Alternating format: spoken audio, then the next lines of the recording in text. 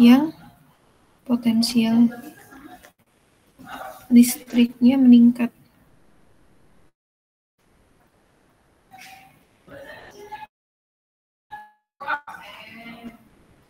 Sepanjang arah sumbu Y positif.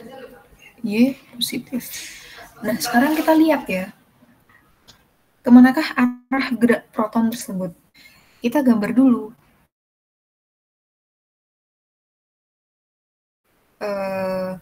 Sumbu kartesian. Di sini Y, di sini X. Nah, di sini bisa kita lihat kan, suatu proton berada pada potensial listrik yang meningkat sepanjang arah sumbu Y positif. Kita tahu ya, ini kan topiknya itu kan potensial listrik. Teman-teman tahu ya, potensial listrik itu V sama dengan K Q per R, atau ada lagi rumusnya delta V min E dot ds. Nah, intinya potensial listrik itu adalah suatu nilai yang dihasilkan dari sebuah benda yang bermuatan gitu. Dan di sini dijelaskan bahwa positif, berarti kita tulis gini ya, potensial listriknya itu meningkat ke arah sumbu Y positif. Sumbu Y positif itu kan ke atas kan arahnya. Berarti V-nya itu makin ke atas.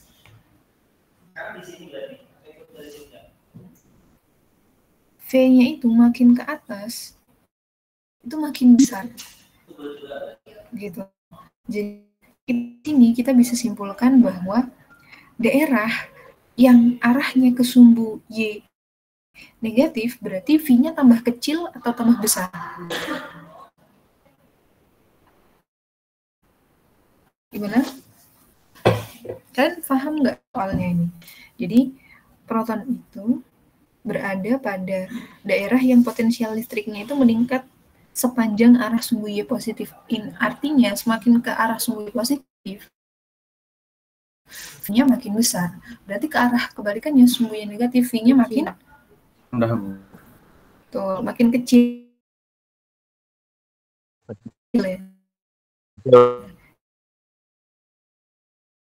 Ya, kemanakah arah gerak proton? Nah, kita yang ditanya tuh proton itu misalkan kita letakkan di sini ya, arah gerak protonnya kemana? Nah, dari interpretasi soal kita tahu bahwa daerah Y positif makin ke atas, ini V-nya makin positif ya, atau high, tinggi, potensi listriknya tinggi, makin ke arah sumbu Y itu potensialnya makin turun ya, atau minus, atau low. Nah, kalau kita punya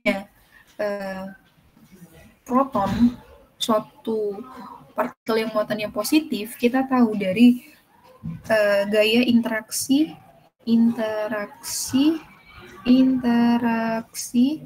gaya Coulomb, muatan positif akan tarik-menarik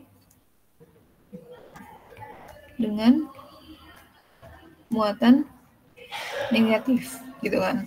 Dan sebaliknya, maksudnya kalau dia muatannya negatif dengan negatif, misalkan itu akan tolak-menolak. Nah, berarti kalau sekarang ditanya, kemanakah arah gerak proton tersebut? Dia tanya arahnya. Kita tahu dari daerah yang di sini lebih positif, daerah yang di sebelah sini lebih negatif. Berarti proton itu dia arah geraknya ke atas atau ke bawah? Bawah. Betul ya. Betul.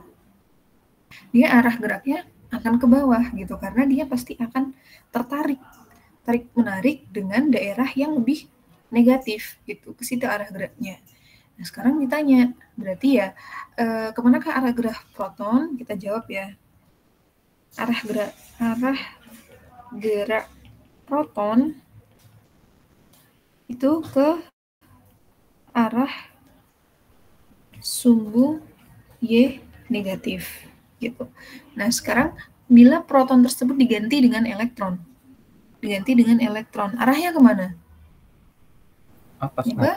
Ke atas. Arahnya ke atas. Ya, betul ya, arahnya ke atas. Betul. Oke. Jadi dia pasti akan tarik menarik dengan daerah yang lebih positif. Berarti arah gerak elektron ke arah sumbu Y positif gitu. Nah, bagaimana jika proton itu diganti dengan neutron? Kalau neutron gimana? Neutron itu dia punya muatan nggak? Tidak bergerak, Bu. Ya, betul ya. Tidak bergerak karena Q-nya sama dengan 0. Tidak punya interaksi di situ. Dia nggak akan tertarik ke daerah manapun karena dia Q-nya sama dengan 0 tadi ya. Benar ya jawabannya. Dia tidak terpengaruh gitu.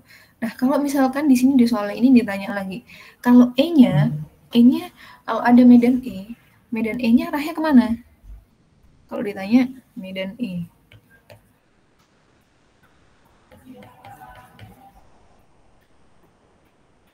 Medan E-nya, medan E itu kan medan listrik.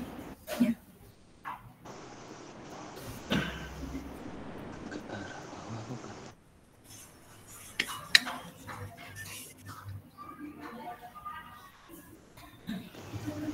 Ya tadi ada yang on mic yang mungkin ingin menjawab.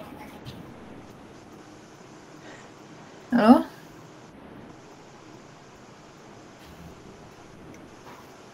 Ini siapa ini yang ke arah bawah bukan, Bu? Oh, kan. Oh iya ya, betul ya. Ke arah bawah. Karena E itu, ya kan, medan E itu dia bergerak dari potensial yang lebih tinggi ke potensial lebih rendah, atau kalau misalkan dalam muatan itu dia keluar dari muatan positif masuk ke muatan negatif. Berarti dari sini juga bisa kita simpulkan hal yang lain bahwa proton itu arah geraknya, lihat ya, proton itu geraknya ya kan sama kan, sama-sama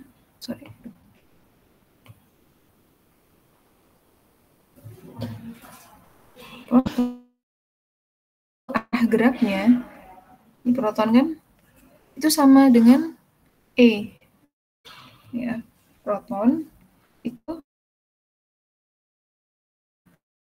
geraknya sama dengan arah E.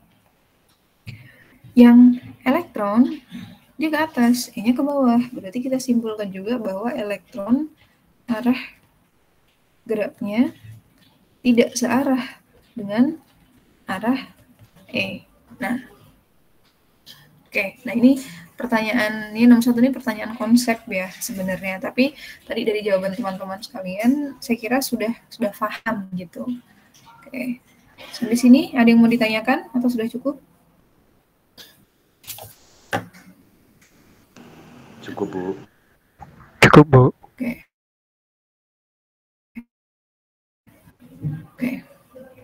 Nah, kalau cukup, kita lanjutkan ke pertanyaan berikutnya. Beberapa partikel bermuatan disusun seperti gambar di bawah ini. Dengan muatan Q1 3,4 pikokulom, Q2 6 pikokulom, ya Q1 ini ada kan dengan muatannya itu dituliskan besarnya berapa Q1, berapa Q2 gitu ya. Dengan jarak A, ini jarak A kan itu persegi digabungkan ya. Jaraknya A atau masing-masing sisinya itu sama dengan 3,9 cm. Tentukanlah potensial listrik total pada titik tengah persegi panjang tersebut dengan V sama dengan 0 ditambah hingga. Intinya adalah mencari potensial listrik total pada titik tengah persegi panjang. Gitu kan.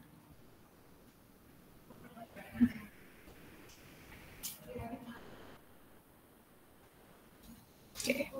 Yang ditanya nih, misalkan kita tulis di sini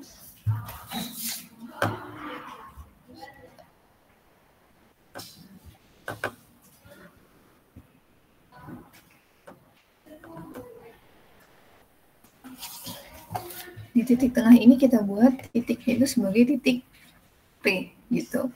Nah, kalau kalian ingat, ini tuh sebenarnya soalnya mirip ya, mirip dengan soal tugas kalian. Tapi kalau soal tugas kalian itu kan V ya, iya V yang F yang dicari itu F-nya atau E-nya kalau nggak salah, saya lupa gayanya atau medan listriknya. Nah, kalau ini yang ditanya itu adalah potensial listrik. Nah, sebelum saya jelaskan, kalau di soal itu kan kalian itu mencarinya ya. Saya udah koreksi soalnya, ini TPB berapa nih? TPB 7 ya, kayak TPB 7 atau 17. TPB 7. Nah,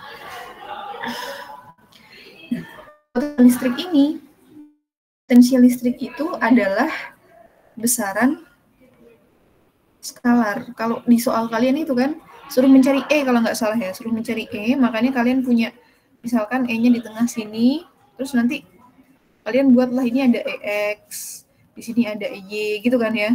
EY, karena E ini adalah besaran vektor gitu. Dan kemarin juga kita bahas ya, nanti aja sih itu. Nanti oke, nanti kalian dengar. Jadi kalau dia besaran vektor, karena E itu besaran vektor, sehingga kan dia punya nilai, dia punya arah gitu. Jadi kalau E-nya itu tidak searah dengan sumbu X atau sumbu Y, misalkan E-nya di sini, itu kan dia kan harus diarahkan searah dengan sumbu X dan searah dengan sumbu Y gitu. Tapi kalau dalam potensial listrik itu besaran skalar. Besaran skalar itu artinya dia hanya punya nilai gitu. Jadi dia nggak bergantung dengan arah. Maka definisi jarak pada besaran skalar itu hanya bergantung pada titik awal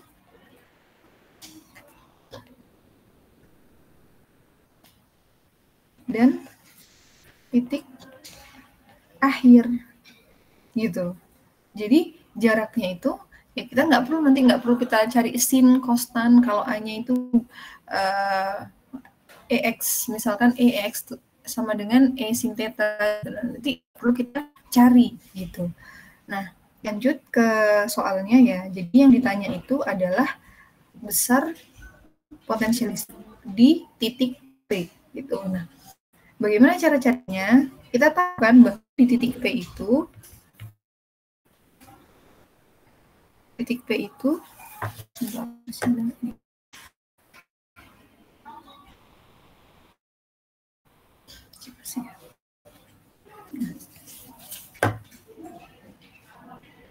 nah, bahwa nanti kalau misalkan suara saya macet atau nggak jelas ya silahkan dikasih tahu ya. Di titik itu punya total. V total ini adalah penjumlahan ya. Dari V, misalkan ini kita namai titiknya titik A, B, C, D, E, F gitu. Atau sebenarnya boleh titik 1, 2, 3, 4, 5, 6 atau namanya itu ya terserah ya. V di titik P itu sama dengan V total penjumlahan ya. Dari V plus VB plus VC plus D VE plus VF.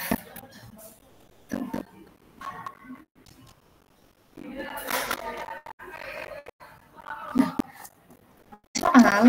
dari soal kita lihat bahwa V itu sama dengan K Q per R. Berarti nanti kalau VA sama dengan VA K QA per RA. Nah, dari soal kita tahu bahwa nanti RA, RC, RF, dan R itu nilai R-nya sama. Dari mana kan? Dia sama-sama di sini kan posisinya. Ya, sama kan? Jadi nanti RA, RC, RD, RF gitu. Dan nanti RD dan RE itu sama kan? Jaraknya itu sama ke titik P. RE dan RB. Oke. Nah, sekarang sebelum kita masuk ke sini mencari V total, kita cari dulu V. Kita cari dulu R, RA, RC, RD, RF gitu.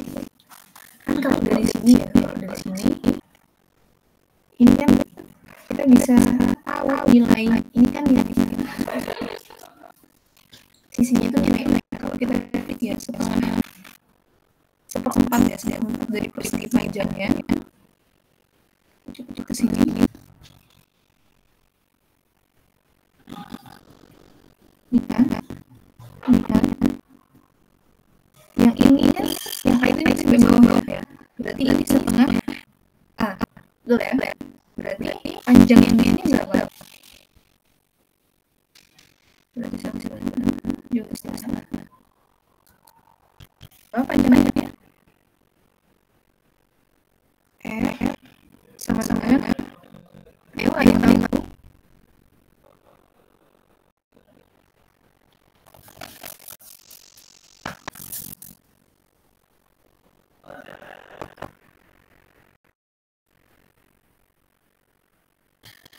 Berapa nih? Berapa nih?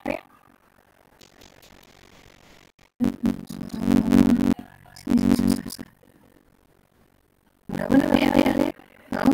Sama saya ada.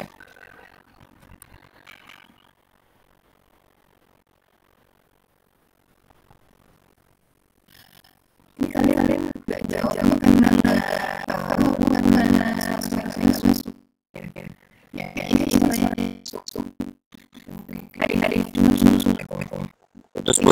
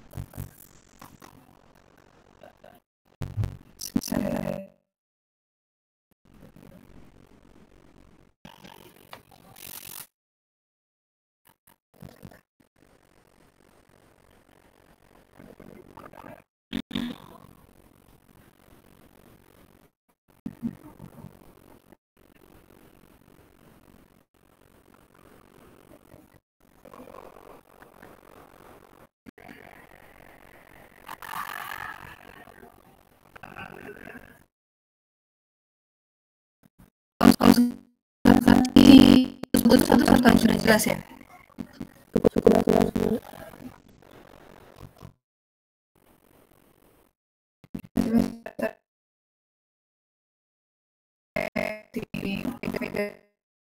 Baca gitu. Ya, saya keputus, Bu. Oke.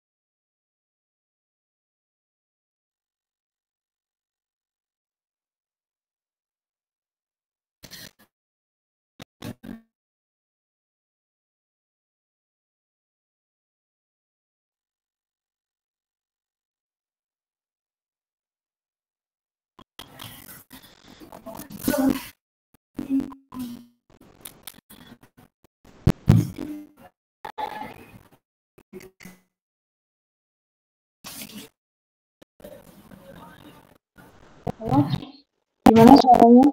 Sudah jelas? Sudah, Bu, sudah. Sudah Bu.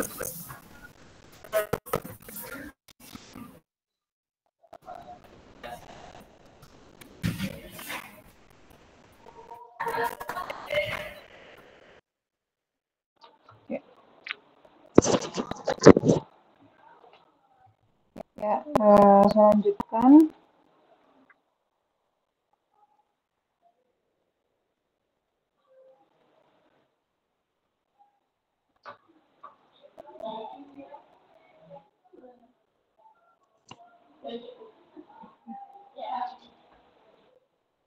Tadi ya mungkin saya ulangi terlebih dahulu. Tadi kalau yang nomor 1 sudah jelas ya. Nomor 1 sudah jelas. Nah, untuk yang nomor 2, tadi beberapa partikel bermuatan disusun seperti gambar di bawah ini dengan muatan Q sekian, Q2 sekian dengan jarak A. A-nya ya seperti di gambar itu 39 cm. Tentukanlah potensial listrik total pada titik tengah persegi panjang tersebut. Tuh. Misalkan titik persegi panjang itu kita buat titiknya itu P ya. Ini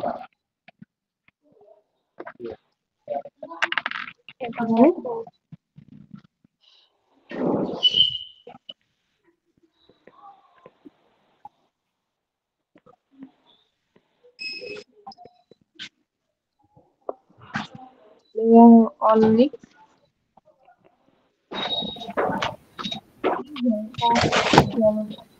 delta ini.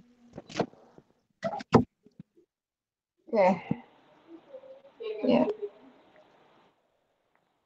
Selanjutkan ya. Jadi di tengah-tengahnya itu kita buat itu sebagai titik P. Tentukanlah besar potensial listrik pada tengah persegi panjang tersebut. Nah, kan biasanya kan kalau di soal itu kan kalau di tugas kalian itu suruh mencari E ya gitu. Ini kan mirip lah ya, bentuknya mirip, persegi juga. Tapi kalau di tugas kalian E-nya itu kan nanti kalian punya komponen di sumbu EX dan sumbu EY gitu kan. Jadi dia misalkan kita punya V di sini, kalau dia E itu nanti di sini dia punya VX atau yang di sebelah sini itu punya VY gitu kan. Itu karena E kan kalau di tugas itu suruh mencari E, itu adalah besaran vektor. Nah, ini sebelum kita masuk ke soal, potensial listrik itu adalah besaran skalar. Dia nggak bergantung pada arah, dia hanya bergantung pada nilai gitu. Jadi makanya tadi saya bilang soal potensial listrik ini sebenarnya cukup mudah karena dia kita mengerjakan itu besaran yang skalar, dia cuma punya nilai, dia nggak bergantung dengan arahnya. Jadi perhitungannya secara geometrisnya pun juga lebih mudah gitu. Besaran skalar adalah besaran yang dia tidak bergantung, tidak ini kurang, tidak bergantung dengan arah. Maka definisi jarak nanti juga kita temukan ya dalam besaran skalar itu hanya bergantung pada titik awal dan titik akhirnya saja kayak gitu. Nah, tadi kan di soal itu kita suruh mencari V di titik P ya. VP itu kan atau V total itu adalah penjumlahan dari masing-masing potensial listrik yang dihasilkan tiap-tiap muatan. VA plus VB plus VC plus VD plus VE plus VF ya kan. Nah, nanti kan kita tahu potensial listrik rumusnya ini ya. V sama dengan K per R.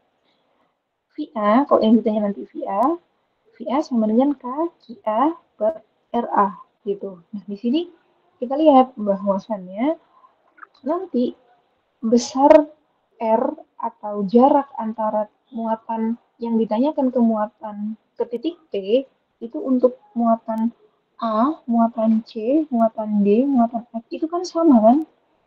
Sama kan? Dia diagonal ruang gitu. Hanya tadi di sini saya tulis RA sama dengan RC sama dengan RD sama dengan RF. Untuk RE itu nanti akan sama dengan RB kan? Setengah dari tingginya. Atau senilai dengan setengah A ya nanti kita cari. Nah, kita cari dulu RA, RC, RD, RF itu berapa besarnya. Maka kita bisa cuplikkan dari seperempat persegi ini. Nih. Kita bisa tahu nanti nilai, ini kan jaraknya, kita sebut jaraknya R lah ya. Ini R, ini R, ini R, ini RA, ini RB, ini RC, ini RF, RB, ini RA. Gitu. Nah, R, RA, C, D, F itu kan kita cari menggunakan Pitagoras ya. Jadi kan seperempat dari perseginya. R-nya di sini kan sama dengan yang di sini.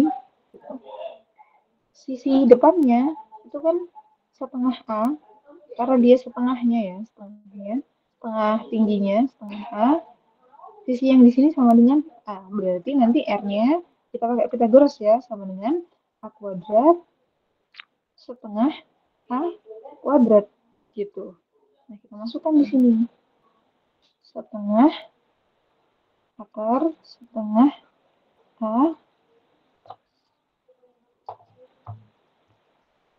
kuadrat plus A kuadrat. Atau akar seperempat A kuadrat plus A kuadrat sama dengan akar 5 ya. 5/4 A kuadrat sama dengan akar seperempat ini kan sama dengan gini ya. Seperempat dikali 5 A kuadrat. Akar dari seperempat itu kan setengah kan. Setengah A kuadrat dikeluarkan jadi A akar 5. Gitu. Atau A/2 akar 5. Dah. Untuk RE dan RB saya tulis di sini. Ya gampang ya, tinggal setengah A. Gitu. Sekarang tinggal kita masukkan. Gitu.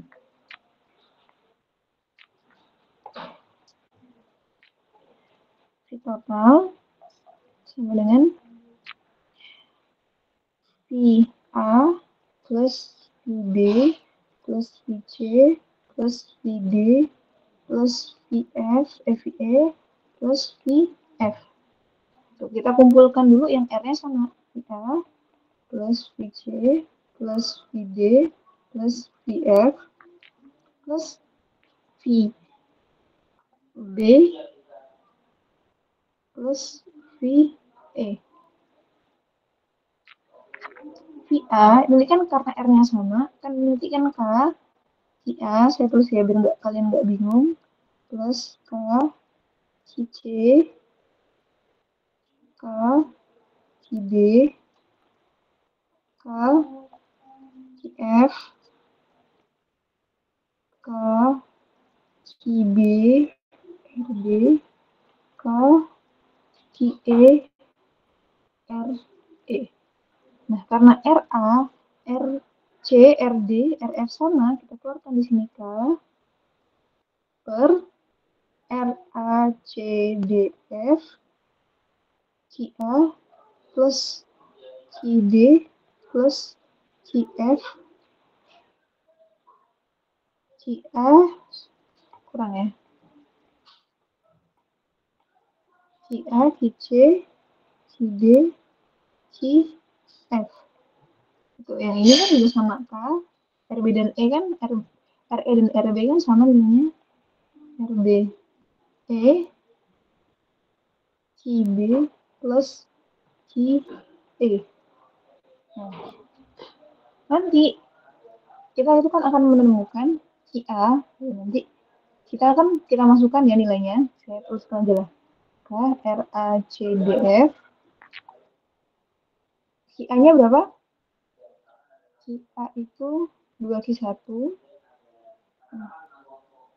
2Q1 plus QC min 3Q1 min 3Q1 ini saya buka dulu plus QD itu plus 2Q1 QF min Q1. Nah, nanti kalau kalian hitung ya yang ini yang di dalam sini nanti sebenarnya penjabarannya panjang ya. Kalian jabarkan, tapi kalau lihat dari sini 2Q min 3Q ini kan sama dengan min 1. Q 1 plus 2Q kurang Q1 kan 1 Q1. Ini kan min Q1 plus Q1 ini sama dengan 0 kan? Gitu. Berarti nanti suku yang ini sama dengan 0. Gitu. Tinggal dua suku terakhir. K 9 kali 10 pangkat 9 per RB-nya berapa? Setengah, sorry.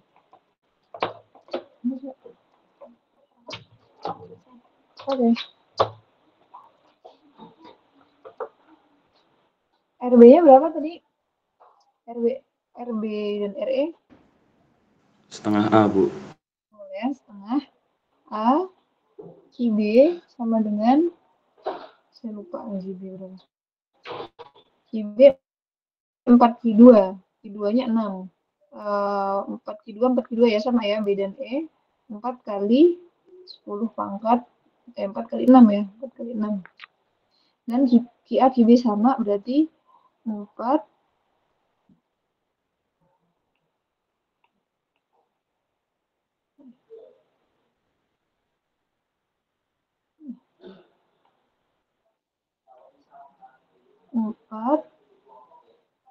kali 10 pangkat min pikokulom. Berarti pikokulom itu min 12 ya. Min 12.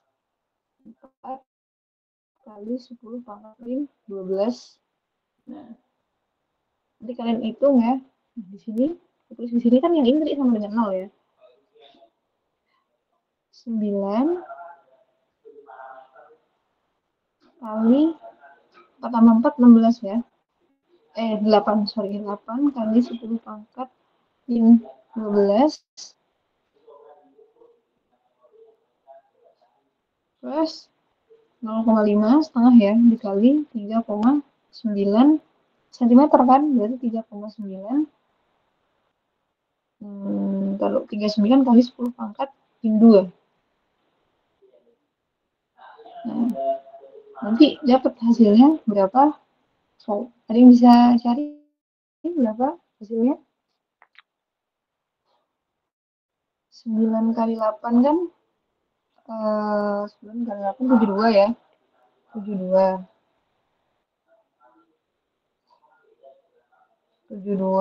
dibagi setengah kan 72 kali 2. Berarti 144 dibagi 3,9. Oh sorry, ini masih kurang ya, ini kali 10.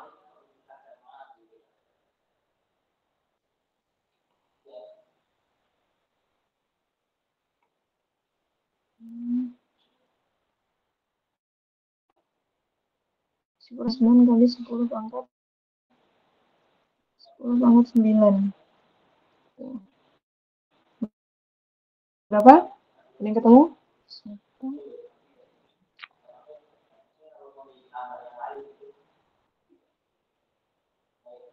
72 dikali 2 dibagi 3,9.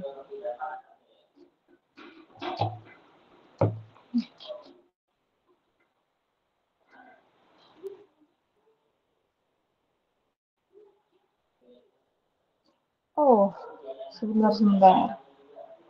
Kayaknya ada yang salah ya. 4Q2 ya. Belum dikali 6 ternyata ya. Betul ya, belum dikali 6 ya. Ini, sorry. Itu bisa diperhatikan ya. Nanti takutnya saya salah kalau diperhatikan kan saya bisa mengingatkan. Ini karena QBQ-nya itu 4Q2, ini 4Q2. Jadi 4 kali 6 kali 10 pangkat min 12 ditambah 4 kali 6 kali 10 pangkat min 12. Berarti ini 4 kali 6 itu kan 24 ya. 24 dikali 2.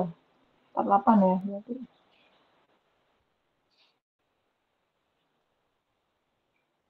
Terus di sini 9 kali 10 pangkat 9 48 kali kali 10 pangkat minus 2, 0,5 dikali 39 kali 10 pangkat min 2.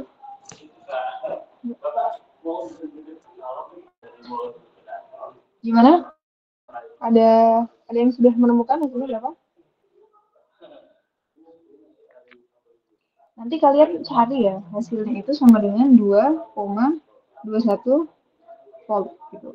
Kan 0,5 ini 1/2, kalau diangkat ke atas kan berarti bisa 48 kali 2 gitu. Jadi intinya kalau potensi listrik karena dia besaran skala, sehingga kita sebenarnya nggak terlalu mudah dalam hitungan matematisnya. Oke, sampai sini ada yang mau ditanyakan dulu untuk soal nomor 2? Cukup?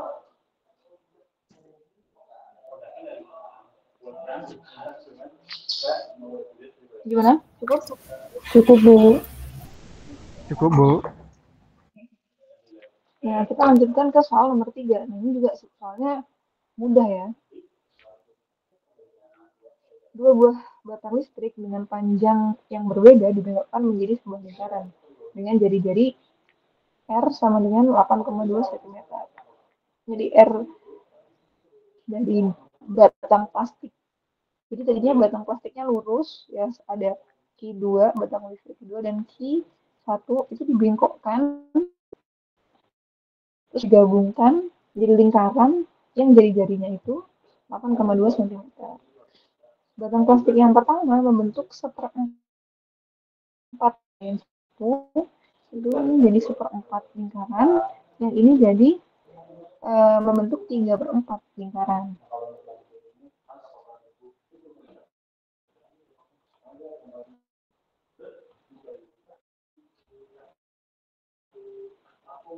Ini berempat lingkaran gitu. Batang pertama Q1 muatan yang 4,2 nanocoulomb atau 4,2 kali 10 pangkat min 9 ya kalau nano. Q2 sama dengan min 6 Q1 gitu. Berarti min 6 kali 4,2 kali 10 pangkat 9 nanti gitu ya. Kan batang kedua yang juga tersebar merata di sepanjang batang. Tentukanlah potensial listrik pada titik pusat lingkaran. Jadi yang ditanya itu dua ya, potensial listrik pada titik pusat dan titik yang tegak lurus terhadap titik pusat gitu. Jadi yang ditanya itu adalah potensial listrik di titik C di pusat lingkaran dan titik yang tegak lurus terhadap titik pusat, kan? Di atas tegak lurus terhadap titik pusat. Nah, gimana cara carinya? Carinya mudah ya sebenarnya. Kita cari dulu potensial listrik di titik C gitu.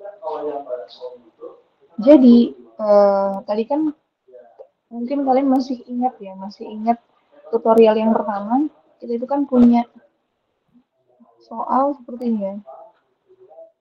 Ada kawat panjang yang homogen, terus yang ditanya itu sama titik potensial listrik di titik P gitu. Terus nanti kita di sini ada E, nanti kita uraikan ada E sama ya, ada EX, ada Y gitu. Karena kan E itu misalkan skalar, makanya arahnya itu juga mempengaruhi dari besarnya nilai E. Nah, kalau potensial listrik ini nggak perlu gitu kan.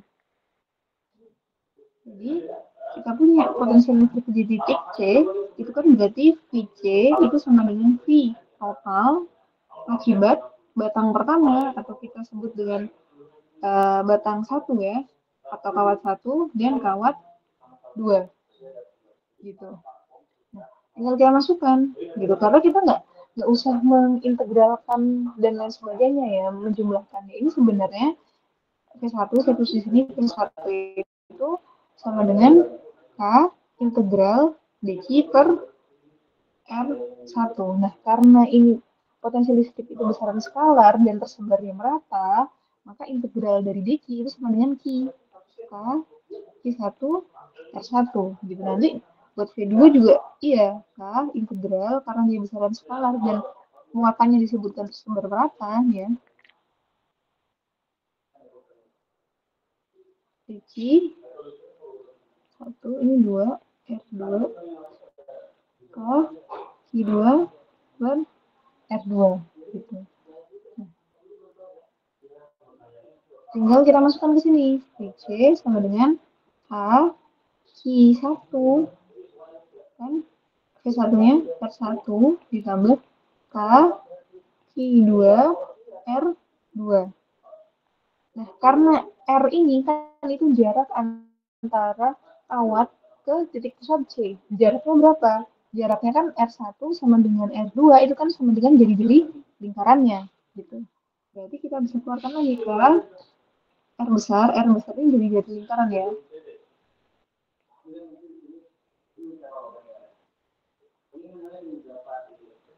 Q1 plus Q2 gitu. K, R, tadi kan dijelaskan bahwa Q2 ya kalau nggak salah, Q2 itu sama dengan min 5 Q1.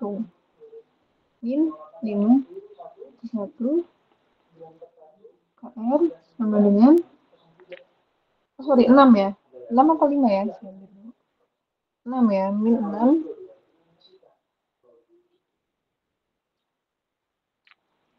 6. Jadi 6 min 5 Q1 gitu. Nah, tinggal kita masukkan. K-nya sama dengan 9 kali 10 pangkat 9.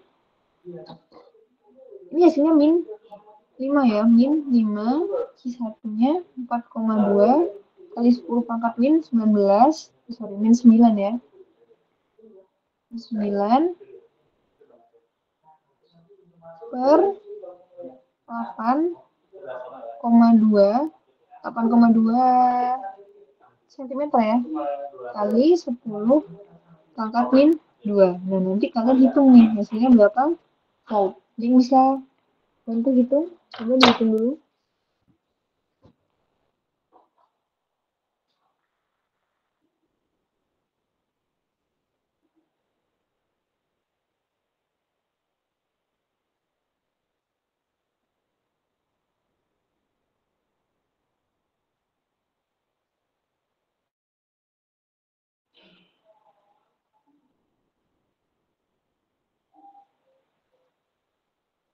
Nih, sekalian kalian mengisi absen ya, saya kirim di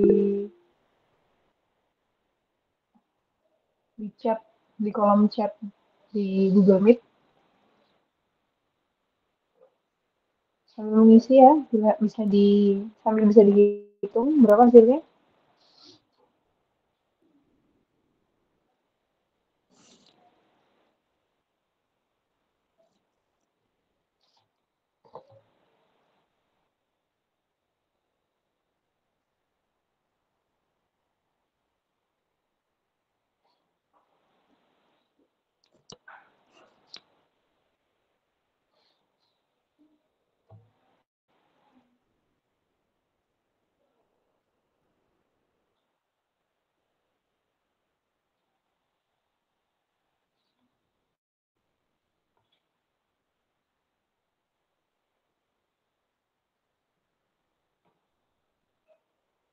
Gimana? Sudah ada yang dapat?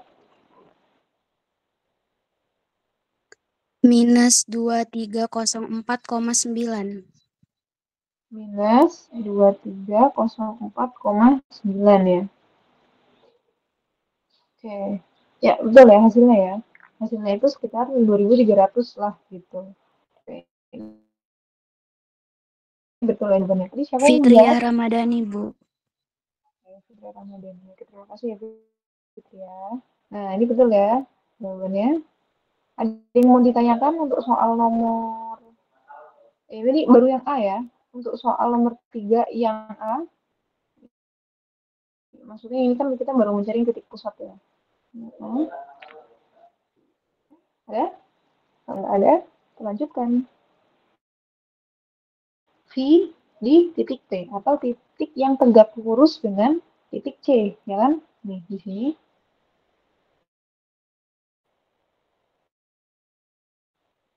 plus V2. K, Q1, R1 plus K, Q2, R2. Gitu. Nah, R1 dan R2-nya, gimana cara carinya? Nah, cara carinya sebenarnya mudah ya kalau kalian soalnya kalau yang tadi ya, R1, R2 pada titik C itu kan jari-jari kan. Jarak antara kawat ke titik C yang ada di pusat lingkaran, makanya jari-jarinya adalah sebagai jaraknya gitu sama dengan R ya, kelihatannya. Sama dengan R. Gitu. Nah, kalau untuk titik P berarti di mana jaraknya? Jaraknya yang ini gitu ya. Ini. Nih, gitu.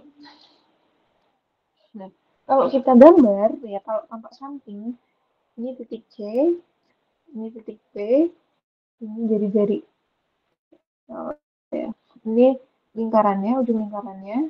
Sini ya kawatnya. Di sini besarnya R, ya kan? Di sini besarnya D. Nah kan jarak antara kawat ke titik P kan yang ditanya untuk mencari nilai P1 dan P2 itu kan berarti ini. Nah, kan kita